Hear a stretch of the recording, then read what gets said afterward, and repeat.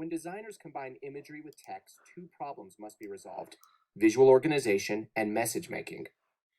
When done well, the cooperative action of words and pictures creates meaning that is greater than the individual parts.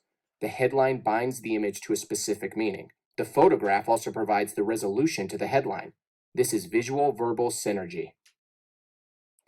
When devising strategies for creating strong type-image relationships, perform a critical visual analysis.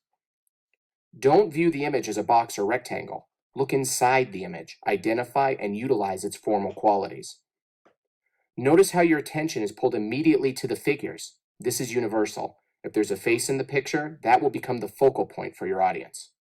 Notice how the edges of the rooftop lead us in two directions out of the space. The vertical lines point towards the figures, adding even more emphasis on the people. The horizontal logs in the cabin are also directional and provide a strong contrast to the vertical lines in the figures, rooftop, and trees in the background.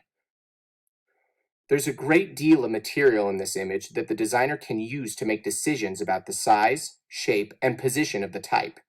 Here, the headline type mimics the horizontal direction, basic proportion, contrast, and value of the log walls. The three columns of text reflect the three sections of the cabin wall. These magazine spreads also utilize implied directional lines. They create consistency and visual flow across multiple pages. Notice how the image on the far left defines the compositional tone for the remaining pages. The model's arm points to the right and establishes the main flow line that runs throughout the entire magazine. The placement of each image and text element interacts with this line in some way.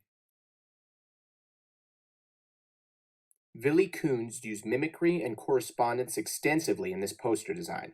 There are a variety of visual cues within the main image that are mimicked by the typography and graphic elements. The wavy edge of the green form is similar to a wavy line located near the top right of the image. These two circles correspond with this round form. There's a more subtle relationship between these three white lines and these grooves. The column widths in the copy are determined by the width of the negative space. Here, the stair-step graphic in the background mimics the stair-step motif inside the image. Juxtaposing type and imagery is the most conventional approach. The columns of text are obviously separate from the images. This separation permits text and image to exist independently, without interference from one another. Notice the beautiful visual-verbal synergy of juxtaposed text and image in this poster by Ivan Chirmaev. Text can also be printed directly on top of an image, either reversed out, meaning white instead of black letter forms, or in a color. This puts the text in direct contact with the image, creating a literal connection. Proximity refers to the logical grouping of information.